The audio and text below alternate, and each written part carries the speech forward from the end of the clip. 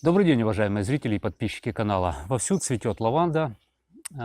И хотя про лаванду уже видео снимал, но тем не менее есть хороший повод. Ровно год тому назад я стал обладателем черенков лаванды, но не совсем обычной. Мне сказали, это лавандин. Я эти черенки вырастил, они перезимовали и сейчас начинают цвести. И вот сегодня я предлагаю поговорить о том, что такое лавандин, в чем его преимущество, в чем его недостатки, и чем вообще он отличается от этой самой лаванды. Для начала вспомним, что лаванды бывают двух типов. Лаванда узколистная, которая в основном-то и выращивается здесь у нас в Украине. А есть еще лаванда широколистная. Она менее морозостойкая, у нас ее практически не выращивают, разве что совсем в южных регионах. Так вот, лавандин – это гибрид. Гибрид, причем природный гибрид. Само собой произошла эта гибридизация между узколистной лавандой и широколистной лавандой. Дальше уже в дело включились селекционеры и вывели разные сорта вот этой самой гибридной лаванды, ну или как ее часто называют лавандин. Этот самый лавандин вобрал в себя преимущества и той лаванды, и другой лаванды. В результате имеем достаточно морозостойкое растение, при этом его свойства могут меняться в зависимости от сорта.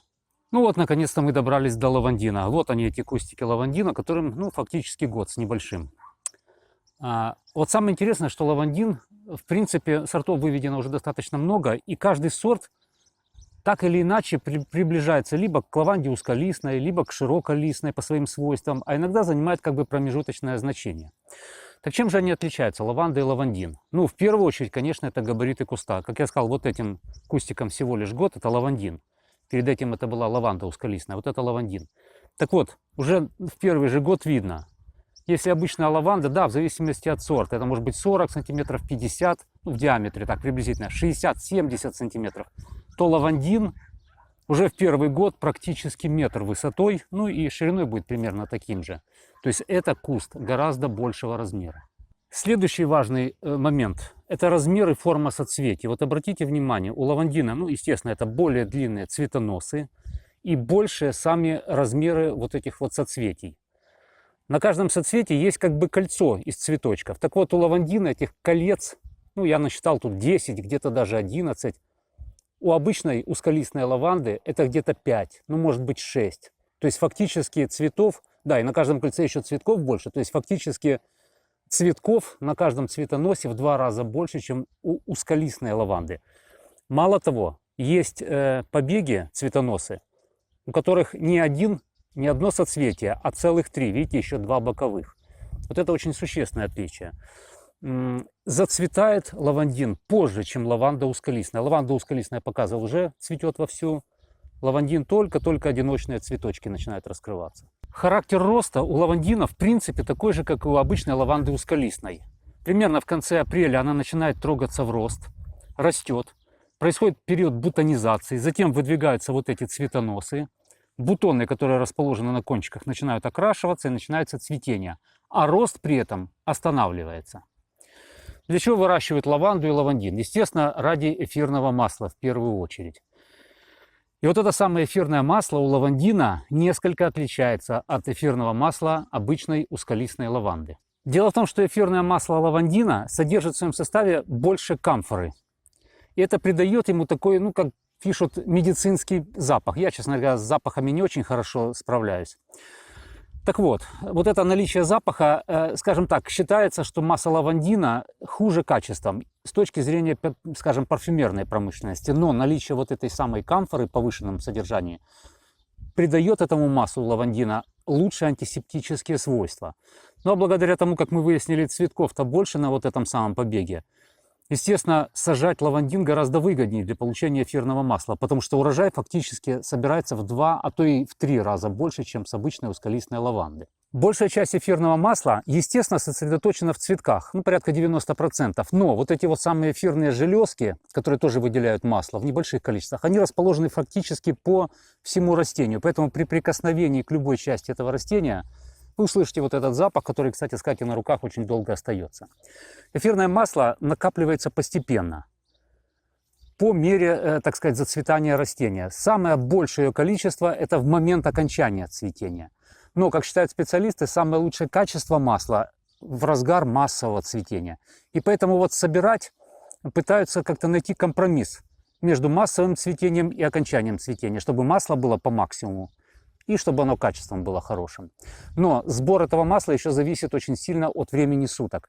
Пока утро, пока роса, масла очень мало эфирного в растении. Когда роса заканчивается, ну, примерно, условно говоря, часов в 10 утра, его там много, оно хорошего качества. А уже к 12 часам, когда начинается жара, и к вечеру ближе, цветочки закрываются и плохо отдают это самое эфирное масло. Поэтому, опять же, сбор ведут, ну и перегонку этого масла, перегонку сразу проводят. Примерно вот до обеда, с 10 до 12 часов, надо все это дело успеть. Где ее высаживать, эту самую лаванду гибридную, лавандин? Ну, собственно говоря, требования лавандина к месту посадки такие же, как у обычной узколистной лаванды. Хорошо освещенное солнечное место и, самое главное, почва хорошо дренированная, чтобы ни в коем случае не было застоя влаги. Почему? Вот часто люди жалуются, что лаванда вымерзла у них зимой. На самом деле, скорее всего, она не вымерзла. Скорее всего, почвы глинистые, тяжелые, влага не испаряется, осадков зимой много. Корни начинают просто гнить. Вот для лаванды и для лавандина в том числе это очень важно, чтобы ни в коем случае застоя влаги зимой там не было. Питательность. Ну, питательность лавандину, так же как опять же лаванде, в принципе не нужна. Растение не требовательное. В этом плане засухоустойчивое. Да, первый год, прошлый год, когда укоренились черенки, когда я их высадил уже сюда во второй половине лета на это место постоянно, я их поливал. Поливал хорошо, часто, скажем так. В этом году фактически нет. Дожди вот этой весной и летом идут более-менее. И, в принципе, ей этой влаги природной вполне хватает.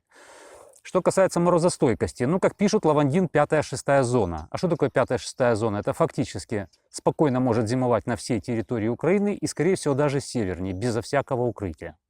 Если вы решили у себя на участке высадить не один куст лавандина, а два, несколько, ряд, может быть, или поле даже, не дай бог, имейте в виду, что между кустами нужно выдерживать расстояние. Кусты большие достаточно вырастают, 1,5 метра. Это оптимально. Но если уж очень плотно будете сажать, как минимум 1 метр. Это важное условие хорошего роста и развития лавандина. Помните также о том, что лавандин, как и лаванда узколистная, это, в общем-то, недолговечное растение. 6-7 лет обычно ему отводят. Но правильной обрезкой можно вот эту вот его жизнь как бы продлевать. О том, как обрезать лаванду, да и лавандин в том числе, ведь лавандин это и есть лаванда, только гибридная.